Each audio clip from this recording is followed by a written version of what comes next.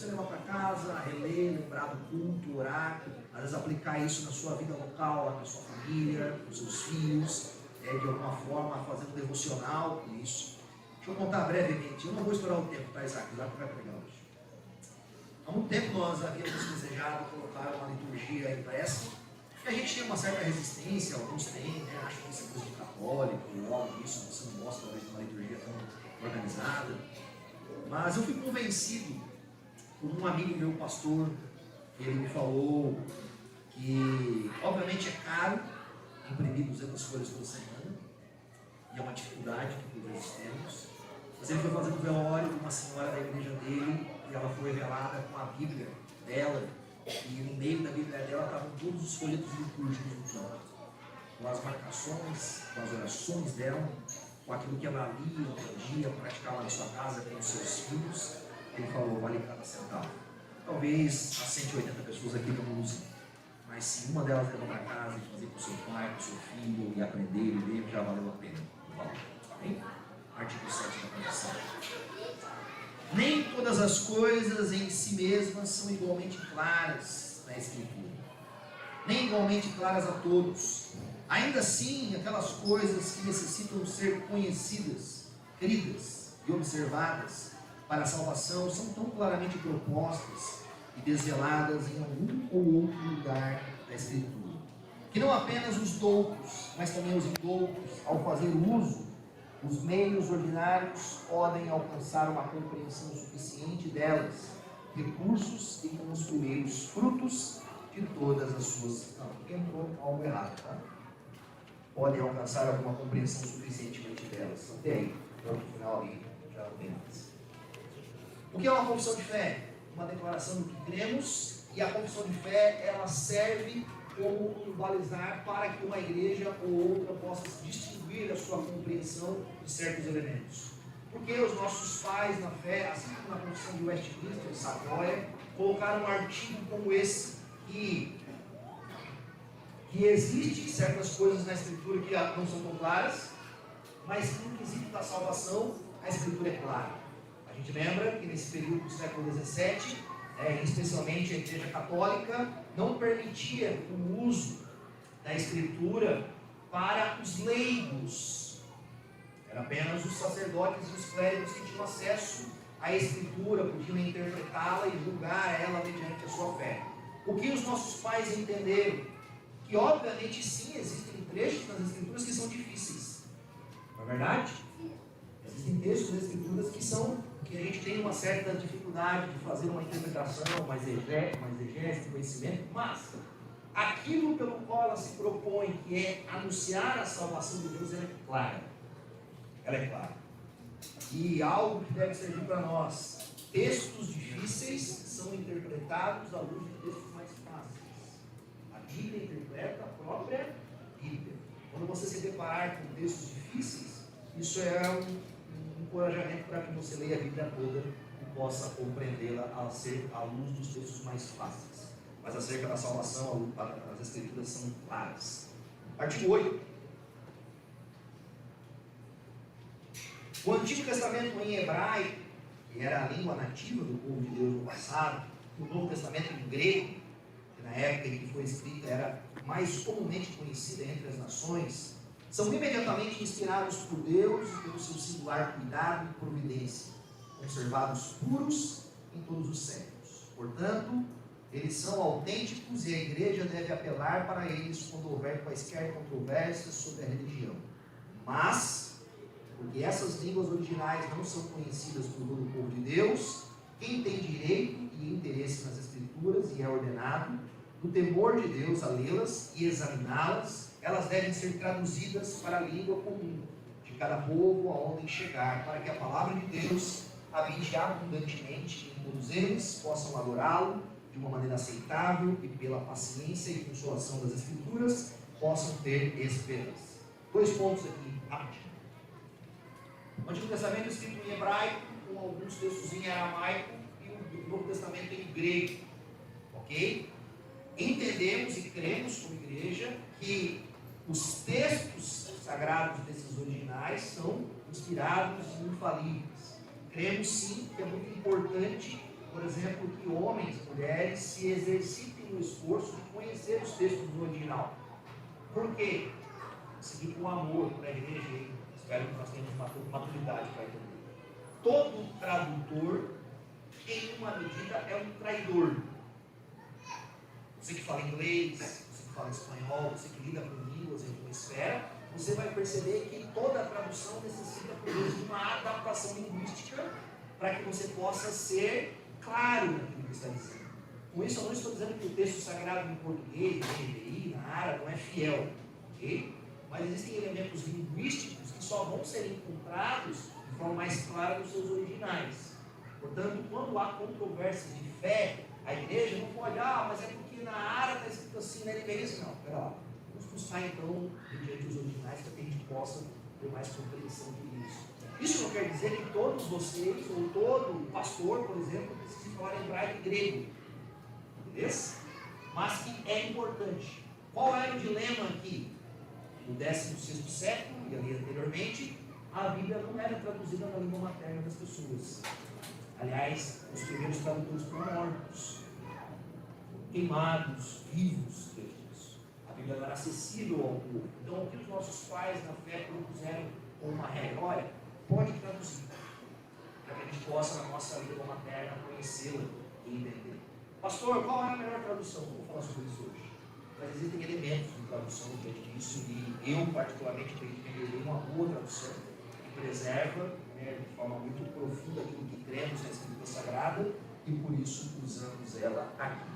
Em último ponto, então aqui há um exercício para que nós então examinemos, venhamos a estudar ela, para que ela habite ricamente em você. Tenha certeza disso. Hoje, curiosidade, o texto em hebraico, quando um copista fazia uma cópia de um texto, ou um escriba, como é chamado, se você lê um texto em hebraico, ele é muito quadradão. Então ele contava todas as letras na linha, contava todas as letras na coluna e contava todas as letras na página. Se uma letra estivesse fora, a mais ou a menos, o escriba rasgava e queimava o manuscrito. Por isso que, dentro do Antigo Testamento, a gente tem pouquíssimas mudanças de um texto para outro. São praticamente iguais. Por isso que lá na caverna de Qumran, que eles encontraram os manuscritos de Mar Morto, que datam de 300 anos antes de Cristo, quando eles foram comparar com os textos que nós tínhamos, eram iguais. Porque os escribas faziam de tudo para não errar. E quem colocou eles para fazer isso lá? Foi o Senhor. Então, se você tem a Bíblia Sagrada na sua mão aí, tenha certeza que Deus preservou ela para você hoje. Amém? Deus abençoe. Pode abrir o seu livro em Hebreus e Isaac vai pregar para nós hoje.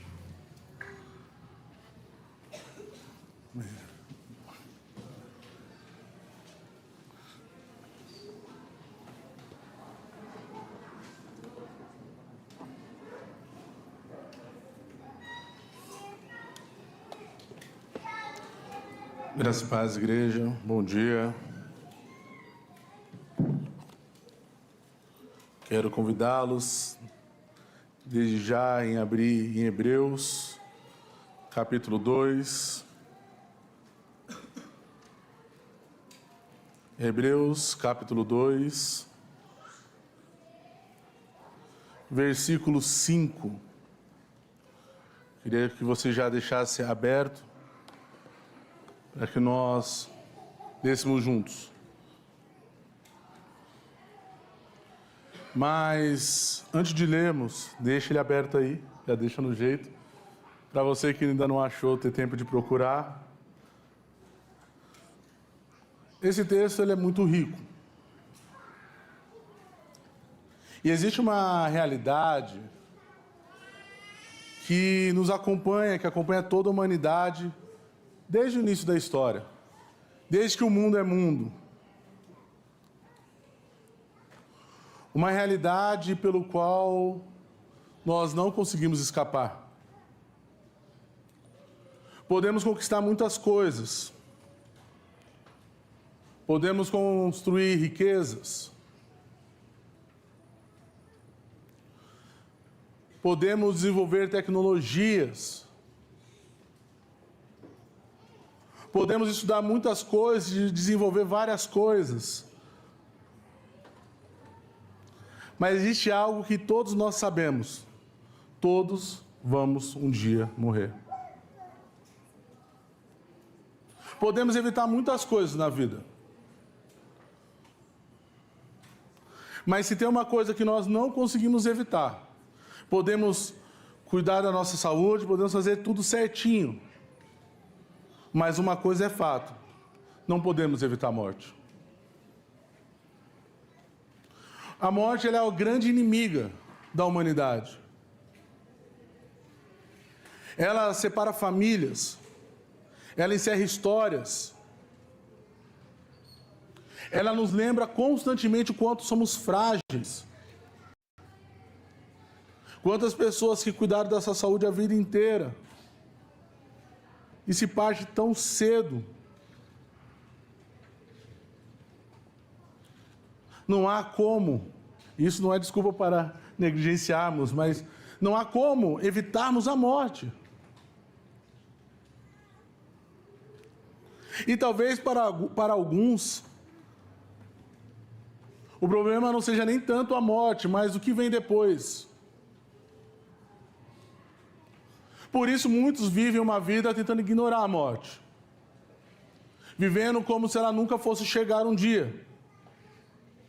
Mas a Bíblia, ela nos traz algo diferente. Ela nos leva, ela enfrenta a morte de frente. Em Hebreus 2, a partir do versículo 5 que nós vamos ler, é incrível. Nós vemos ele falar sobre o próprio Filho de Deus, que entrou na história para enfrentar a morte. Ele se fez homem, ele sofreu, ele foi tentado, ele morreu. Mas não morreu como uma vítima, mas morreu como um substituto. Em Hebreus, nós vamos ler, ele diz, já adiantando um pouco, ele diz assim: para que pela sua morte derrotasse aquele que tem o poder da morte. E é exatamente isso que nós vamos ler e vamos meditar nessa manhã. Ele pega a morte e usa a sua própria arma contra ela. Vamos ler? Hebreus 2, versículo 5. Não foi os anjos que ele sujeitou o mundo que há de vir, a respeito do qual estamos falando, mas alguém que em certo lugar testemunhou dizendo: quem é o homem para que com ele se importes? E o filho do homem para que com ele se preocupes? Tu fizestes um pouco menor do que os anjos, e o coroaste de glória e de honra. Tudo sujeitastes debaixo dos seus pés.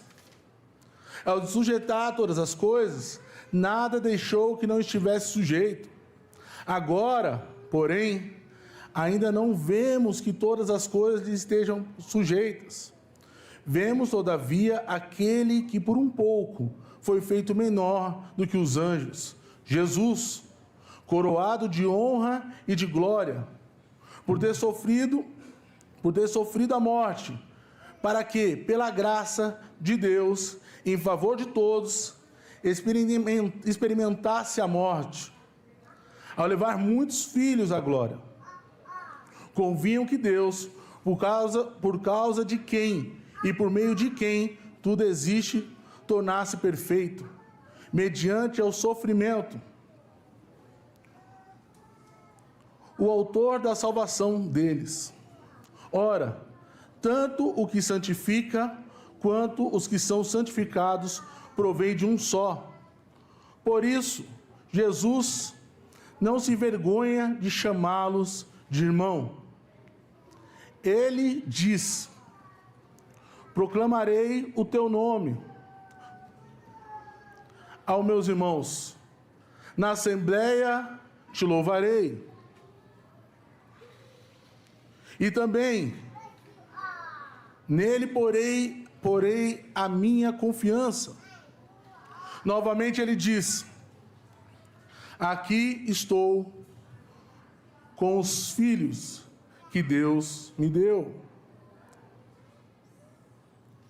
Portanto, visto que os filhos são pessoas de carne e sangue, ele também participou dessa condição humana, para que por sua morte derrotasse aquele que tem o poder da morte, isto é, o diabo, e libertasse aqueles que durante toda a vida estiveram escravizados pelo medo da morte. Pois é claro que não é os anjos que ele ajuda, mas aos descendentes de Abraão. Por essa razão, era necessário que ele se tornasse semelhante aos seus irmãos em todos os aspectos, para se tornar sumo sacerdote misericordioso e fiel com relação a Deus, e fazer propiciação pelos pecados do povo. Porque tendo em vista que ele mesmo sofreu quando tentado, ele é capaz de socorrer aqueles que também estão sendo tentados. Antes de continuarmos, queria orar com a igreja.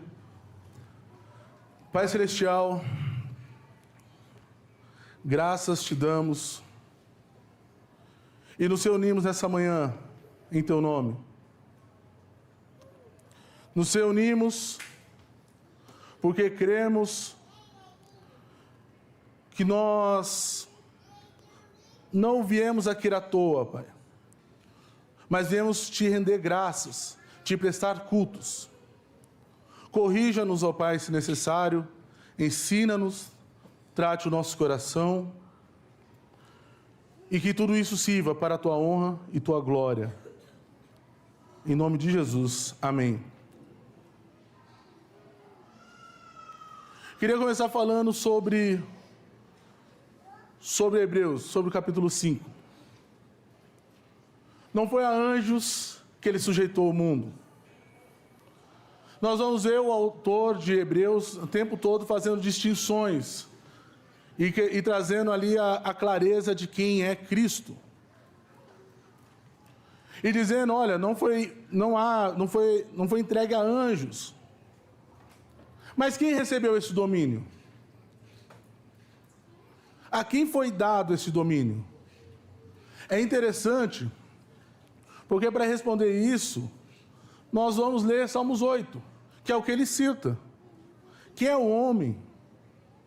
Ele cita exatamente Salmos 8.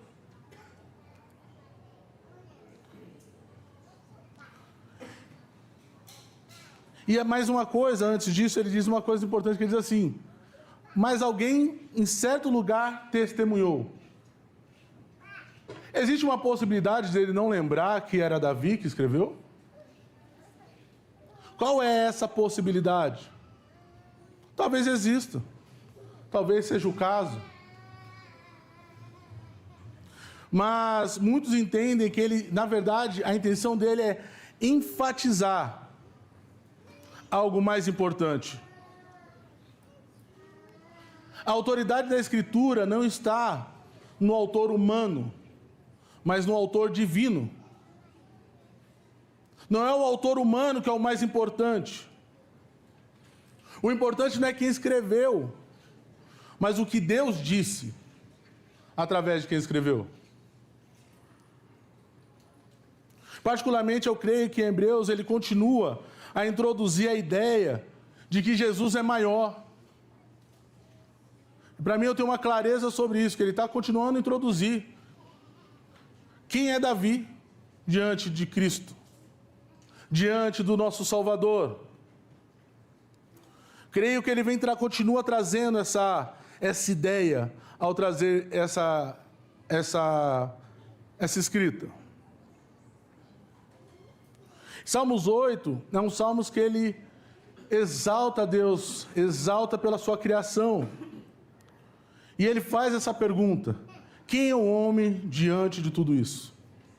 Quem é o homem para que se importe? Já parou para pensar e meditar nesse texto? Porque por vezes nós lemos isso diversas vezes, mas nós nunca paramos para pensar quão pequeno nós somos. A ciência diz que tem cerca de 1,5 milhões de espécies de animais catalogadas. Mas também diz que existe uma possibilidade de ter mais de 7,7 milhões de animais, de espécies. Quantos nós não conhecemos? Quem somos nós? Existe a possibilidade de ter... Existe mais de 500 mil espécies de plantas. Sendo que 100 mil nós nem sabemos. Existe uma possibilidade de ter mais de 100 mil que nós nem conhecemos.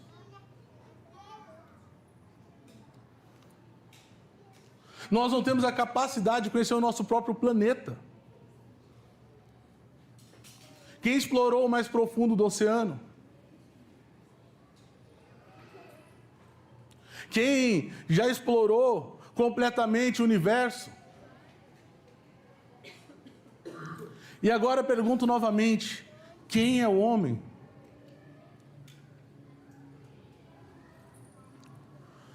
Salmos, inicialmente, ele está falando exatamente sobre o homem.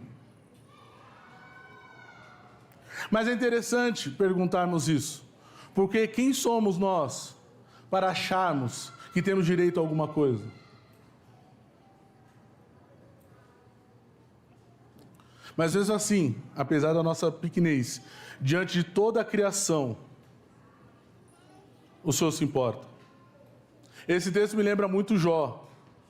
Quando ele vira para Jó e fala: Jó, onde você estava quando eu lancei os fundamentos? Somos pó diante de um Deus tão grande, de toda a sua imensidão. E tem gente que acha que ainda pode cobrar a Deus. Loucura, né? Loucura achar que nós temos algum direito de cobrar alguma coisa do Senhor. Por que isso? Por que aquilo? Mas continuando.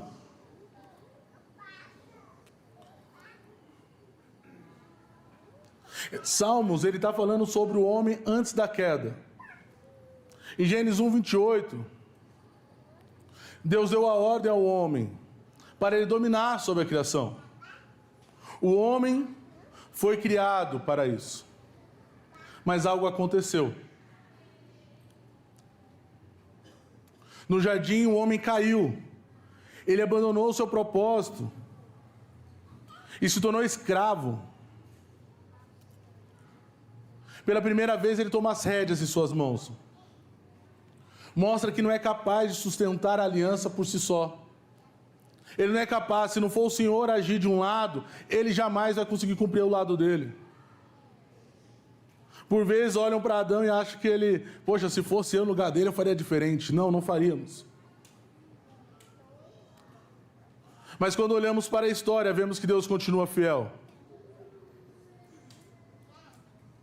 Ele continua sendo fiel.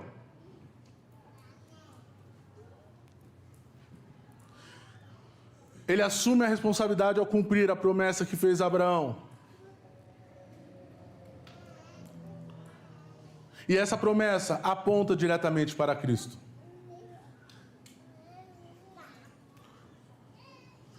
Mas o autor, por que ele cita isso? Por que ele traz isso? Inclusive, ele cita: vemos, todavia, aquele que por pouco foi feito menor do que os anjos, Jesus. Ele menciona o nome de Cristo, o nome humano de Cristo, Jesus. Isto é importante. Por que isso é importante? Porque ele tem a ideia de trazer que ele se tornou homem. Então, quando ele traz o nome Jesus, ele está trazendo essa realidade cada vez mais. Ele assumiu o lugar de... assumiu a carne humana. Ele assumiu nossas fraquezas. Ele sentiu a nossa fome. Ele sentiu o nosso cansaço. Ele enfrentou tentações, mas sem pecado. E o texto diz para que experimentasse a morte. Cristo experimentou algo que Deus eterno ainda não havia experimentado. E ele faz isso voluntariamente. O texto diz que pela graça de Deus, Cristo não foi forçado a morrer. Ele escolheu morrer.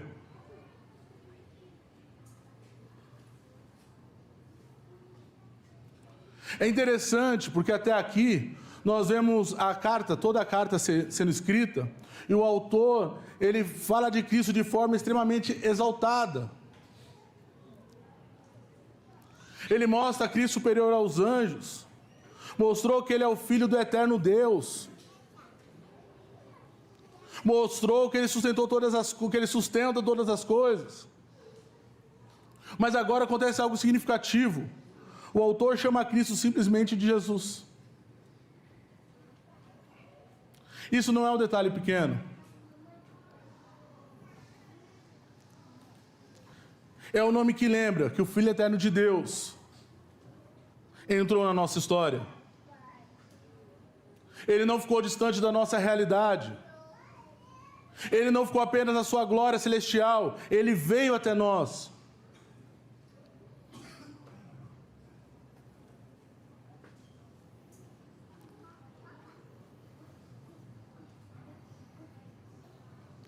O mundo ele está marcado pelo pecado. Ainda existem injustiças. Ainda existe a morte. Mas mesmo que não vejamos todas as coisas restauradas, podemos ver que Cristo, Jesus, podemos olhar para Ele com esperança.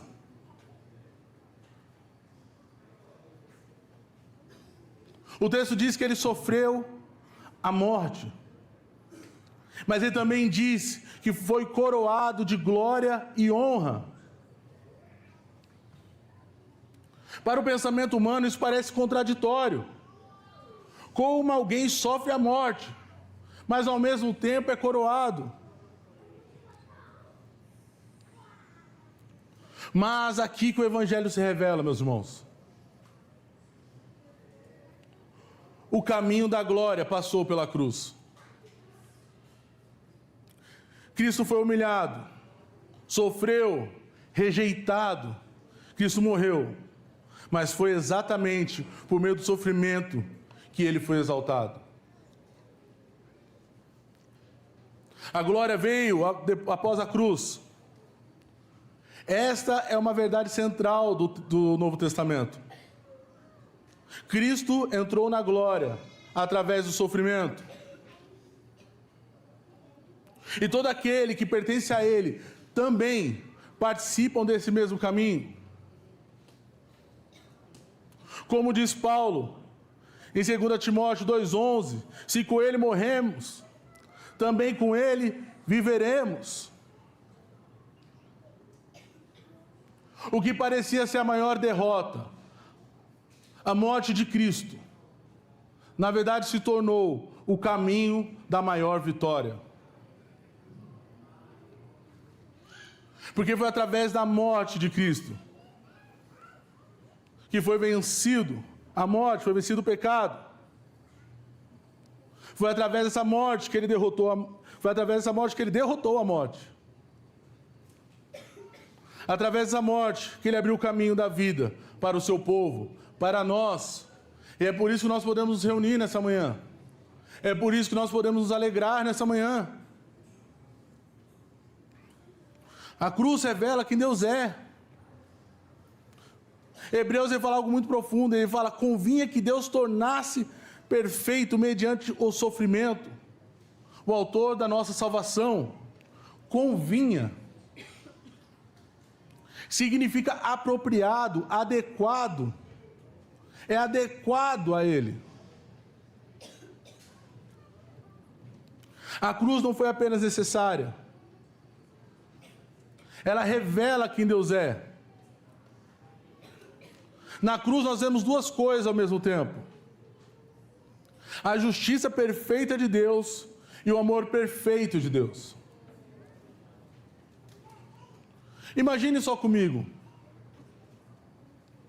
Imagine agora um criminoso. Eu não vou falar um, porque está no YouTube ali, vão cortar a gente.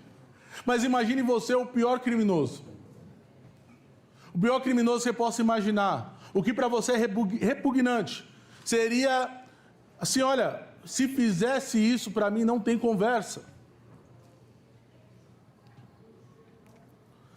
Agora imagina isso sendo feito com um familiar seu mais próximo. Talvez os pais, talvez a esposa, o marido, os seus filhos. O que você faria se pegasse esse criminoso? Qual seria a sua atitude? Agora imagina, guarde esse sentimento para você. Continuamos a história. Agora imagina esse criminoso sendo pego. A polícia fez o seu papel, prendeu esse criminoso. Tudo que você quer é justiça. Tudo que você quer é que a justiça seja feita. E que esse criminoso pague pelo que ele fez.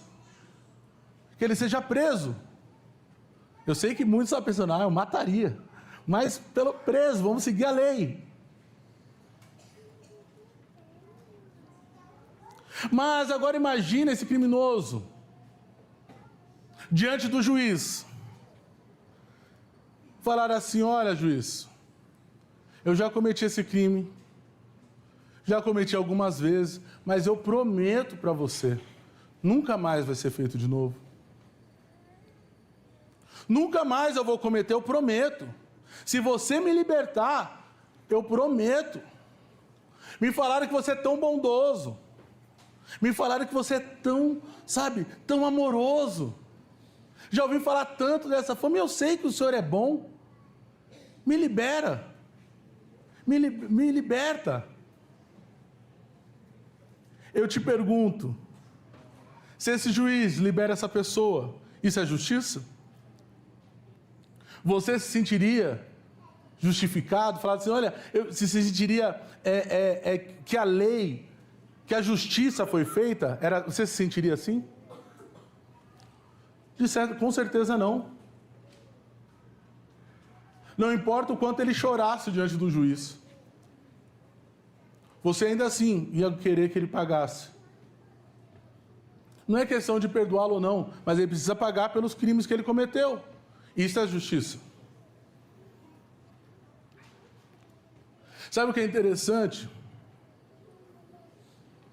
Nós que somos tão pobres, tão miseráveis em nossas justiças, temos noção da justiça, porque com o Senhor, o juiz dos juízes, o Senhor dos senhores, nós já achamos que é diferente. O mundo lá fora, ele prega um Deus diferente. Não, está tudo certo. Ele é bom, porque ele é bom, eu posso viver como eu quero.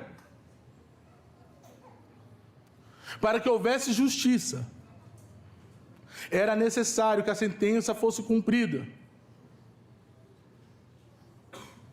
Só assim haveria justiça. Se não houvesse sentença, não havia justiça. Por isso que Cristo foi necessário, que o nosso Senhor Jesus se tornasse homem e cumprisse essa ira. Porque sem isso não haveria justiça. Como nós iríamos dizer que nós adoramos um Deus justo, se Ele não cumpre a justiça?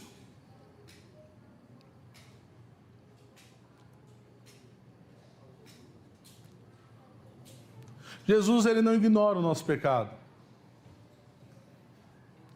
E Ele também não nos abandonou, quando ainda éramos pecadores. Então Ele faz algo extraordinário, Ele assume a punição em nosso lugar. Na cruz nós vemos a justiça sendo satisfeita.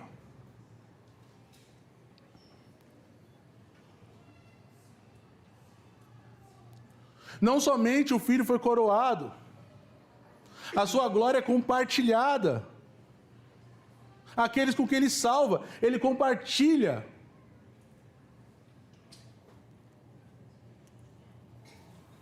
Isso mostra que o sofrimento de Jesus não é sentido apenas para si mesmo, mas atinge nós em vários efeitos. Cristo sofreu e morreu, ressuscitou, para que todos aqueles que pertencem a Ele possam ser conduzidos à glória. O texto fala sobre santificação. A santificação aqui apresentada, a palavra santificar não significa apenas tornar santo, como geralmente é. Aqui o significado é separado para um propósito sagrado. Isso é importante porque por vezes se confundem muito. Está falando de Jesus e como Jesus se tornar santo. Mas como uma oferta levítica do Antigo Testamento. O que santifica é o autor da salvação. E ele também santifica outros. Cristo, ele nos chama de irmãos. O texto em Hebreus fala, Jesus não se envergonha de chamá-los de irmãos. Pense no peso disso, meus irmãos. O Filho eterno, Deus, nos chama de irmãos.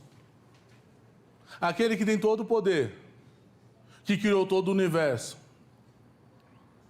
Aquele que os anjos se prostram. Aquele que todo ser vivo se dobra diante dele. Olha para pecadores como nós e diz, esses são os meus irmãos. Você consegue compreender quão profundo é isso? Tamanho privilégio. Ele veio formar uma nova família. Antes da cruz éramos inimigos. Agora somos filhos de Deus.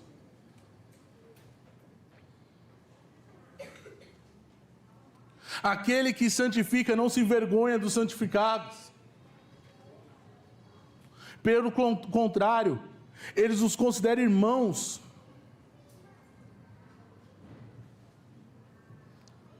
E aí vem a ideia que nós vemos Paulo falar sobre ser co-herdeiro.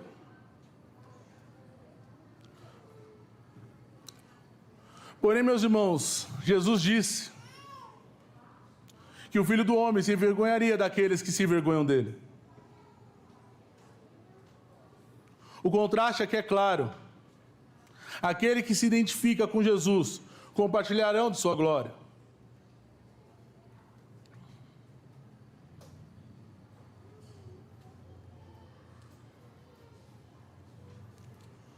Quero falar mais um pouco sobre isso aqui. Jesus, ele participou da vida humana. Na sua perfeita humanidade. Não veio como apenas Deus. Mas foi igual a nós em tudo. E não pecou. Então, quando Jesus nos chama de irmãos, ele não fala de forma superficial. Ele sabe exatamente o que é viver como homem. Sua humanidade perfeita nos permite confiar que Ele compreende as nossas lutas e sofrimentos. Ele é um Deus pessoal. E é por isso que nós podemos achegar a Ele com confiança. Nós podemos nos aproximar com confiança. Querido, a morte, ela nivela todos os homens. Se existe algo que a morte faz com a humanidade, é nivelar todos os homens. A pandemia nivelou muita gente, né? Ali, não importa quanto você tinha, você ia comprar o que o mercado autorizou você comprar. São 2 unidades, são 2 unidades. O desespero da morte vai nos nivelar. O rico morre, o pobre morre, o poderoso morre, o fraco morre, e todo mundo vai para o mesmo lugar. Quer dizer, alguns são cremados, né? Mas em grande maioria, vai para baixo da terra. E o verme que vai comer o pobre vai comer também o rico. Reis morrem, imperadores morrem, generais morreram e morrem. Homens que governaram o mundo, grande parte dele morreram. Todos terminam da mesma forma. Nenhuma riqueza pode comprá-la.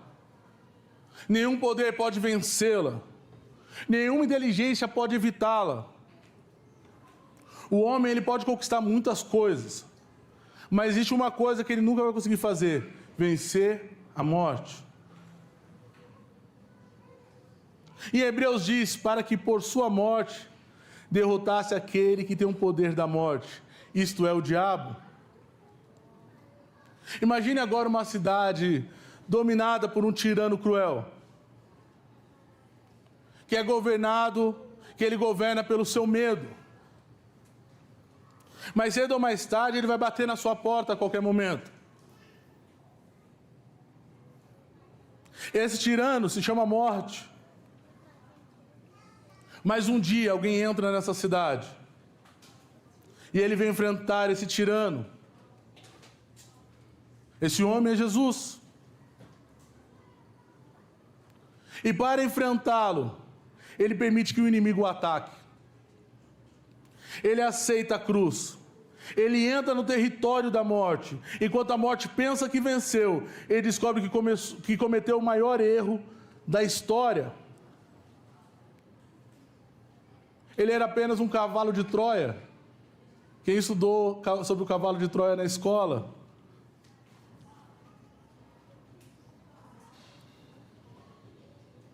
Aquele homem não podia ser mantido pela morte. E ele ressuscita. E ao ressuscitar, ele quebra esse poder. Agora esse tirano é derrotado. E mais uma vez, a morte é mencionada.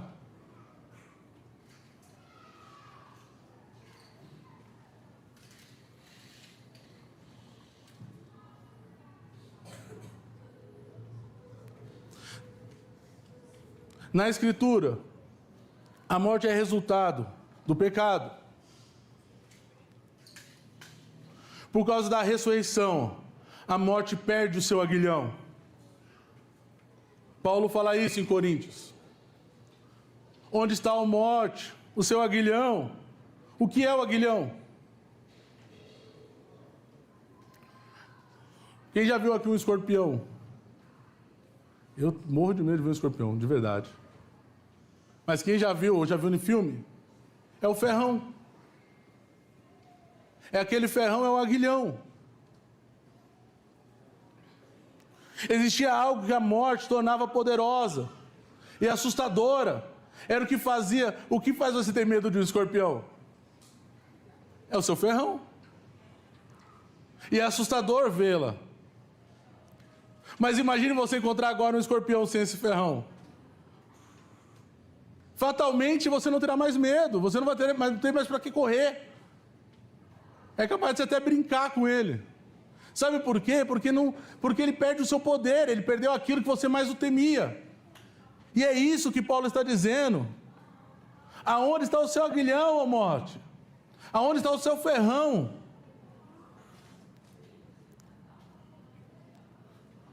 O pecado e a condenação foi derrotada.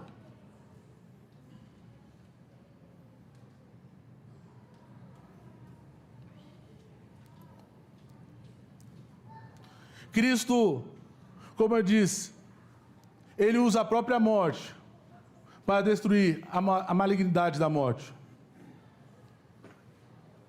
A morte de Jesus foi causada pelo pecado de outros, mas ele mesmo nunca pecou.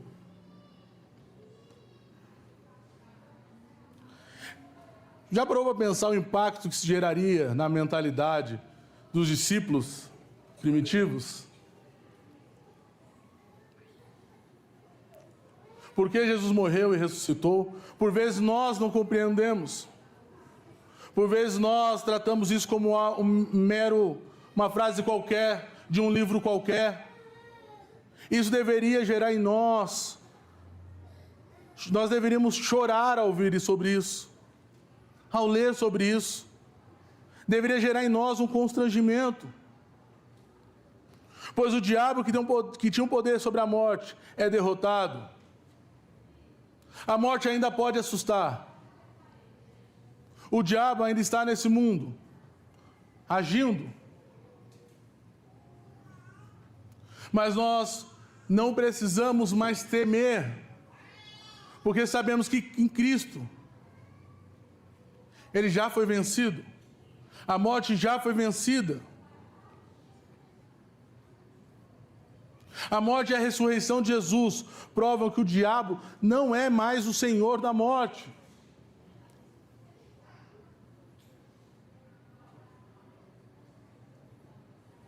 A salvação em Cristo não é apenas a libertação do pecado, é a libertação completa da escravidão de Satanás.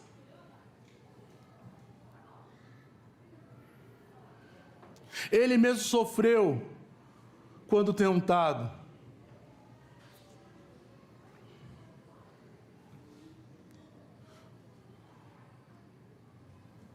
Ainda caminhamos nesse mundo, meus irmãos. Cristo já derrotou a morte, mas ainda caminhamos nesse mundo. Nós ainda enfrentamos batalhas diárias contra o pecado. E é exatamente por isso que o autor encerra o capítulo no versículo 18, dizendo que ele sofreu e foi tentado, e ele é poderoso para nos socorrer. Jesus foi tentado no deserto em 3 pontos principais da humanidade.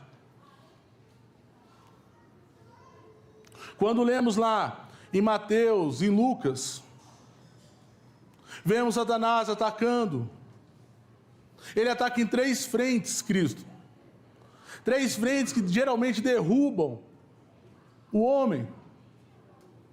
Primeiro, o desejo da carne. O que ele fala para Jesus? Mande essa pedra se transformar em pão. Não necessariamente pecaminoso. O que havia de errado? O que tem? Você está com fome. Poxa, você não está com fome? O que tem? Ah, mas você precisa. Mas por que ele tem e você não? É o apelo ao apetite físico, às necessidades imediatas. Satanás, ele faz isso com Jesus. Ele fala para Jesus usar o seu poder para satisfazer a própria fome, fora do tempo da vontade do Pai. Quantas vezes nós somos tentados a nos saciarmos fora da vontade do Pai? Às vezes é certo, é bom, mas não é a hora. Mas a resposta de Cristo mostra essa submissão a Deus Pai. Jesus responde: nem só de pão viverá o homem. Mas Satanás, não satisfeito, ele fala sobre a cobiça. O que os olhos podem ver, o que os olhos veem. Ele faz um apelo à cobiça, à glória terrena, à ambição. Satanás mostra todo o reino e oferece a ele um atalho. A coroa sem precisar passar pela cruz. Mas Jesus, ele rejeita e reafirma que a adoração pertence exclusivamente ao Senhor. Mas Satanás ainda não está satisfeito. Ele trabalha o orgulho.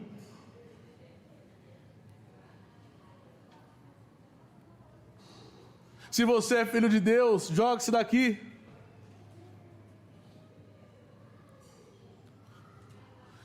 Ele ataca o orgulho.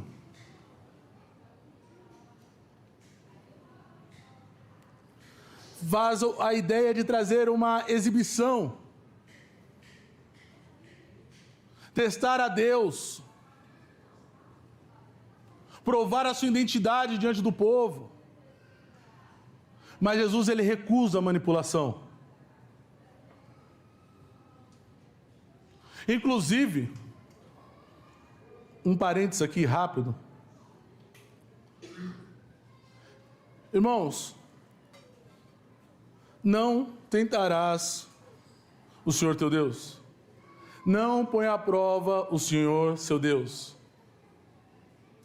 Existe algo que é muito falado hoje em dia: põe a Deus à prova. Porque não, lá está falando para você pôr Deus à prova. Não, lá está falando para você provar de Deus, degustar de Deus. A Bíblia fala sobre degustar, não pôr ele à prova. Porque Jesus mesmo responde: não põe à prova o Senhor, seu Deus. Cuidado, meus irmãos. Cuidado. Não se põe Deus à prova.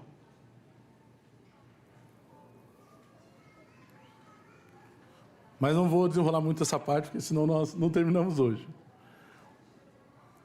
Mas sabe por que o autor, ele traz o versículo no final, versículo 18, como aplicação? Como aplicação pastoral de tudo que ele explica antes? Ele diz: olha só, Cristo encarnou, fez propiciação, entrou como um cavalo de Troia ali na morte, derrotou o diabo. Mas sabe o que isso significa para a nossa prática amanhã, para a nossa prática durante a semana? Significa que quando você for tentado, quando eu for tentado, como nós somos tentados, nós temos o sumo sacerdote, que entende, que socorre, porque ele também passou por isso e venceu.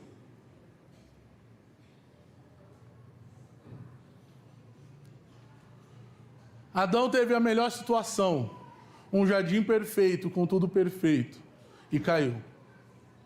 Cristo, tentado no deserto, se manteve firme.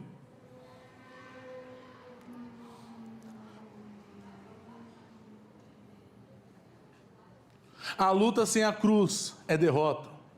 Batalha sem Cristo é derrota. Fatalmente seremos derrotados.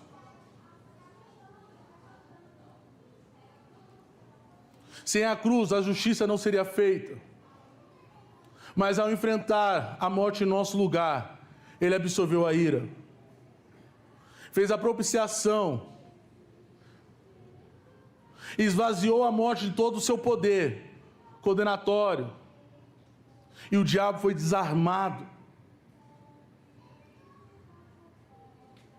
O ser humano sempre viveu escravizado pelo medo do fim, aterrorizado pelo juízo. Mas agora em Cristo, a morte não é mais uma punição, é apenas a porta para a glória.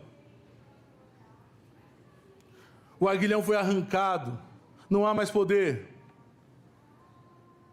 Isso prova o quanto nós somos dependentes da graça. Isso prova como nós jamais seríamos capazes de cumprir a aliança da nossa parte.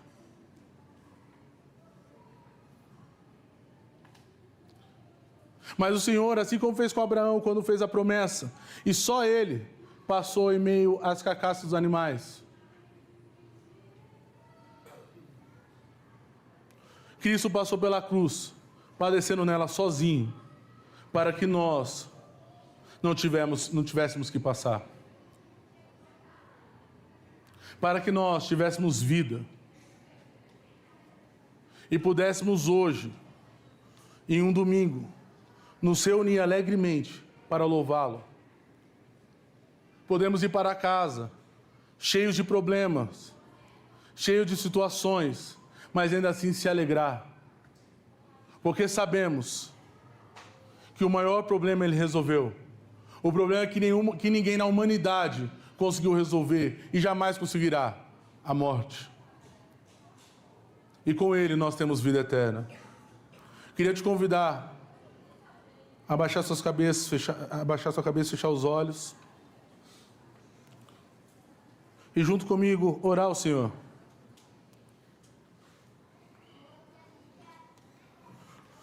Pai Celestial, glórias te damos. Louvado seja para todo sempre. O Senhor, no teu infinito amor e graça, nos alcançou.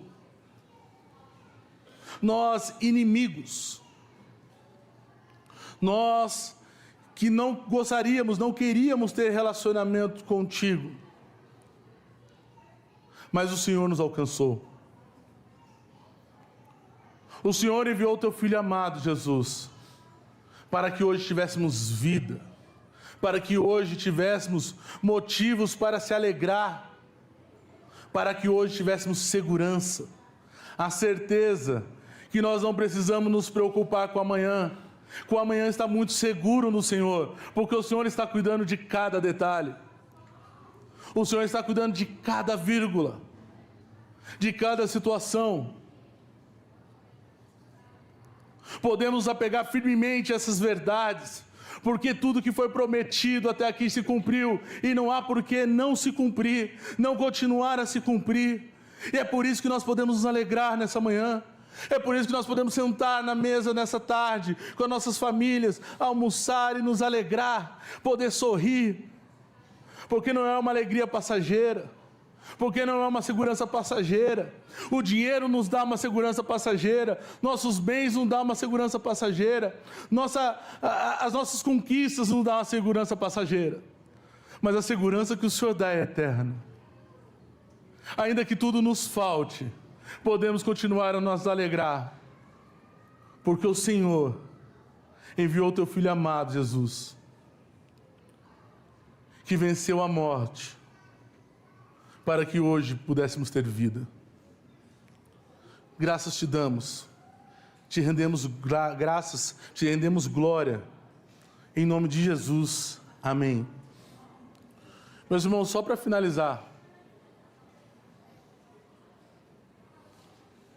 nós podemos ver em diversas religiões vários homens, mas só um ressuscitou. Muito simples olharmos podemos falar sobre Maomé, sobre Buda, sobre quem for. O grande Gandhi, todos morreram. Grandes líderes, influenciaram muitas pessoas. Por bem ou por mal, influenciaram muitas pessoas. Todos enfrentaram a morte. Mas só um foi diferente. E é a Ele que nós devemos honrar. É a Ele que nós devemos louvar. Amém? Deus abençoe.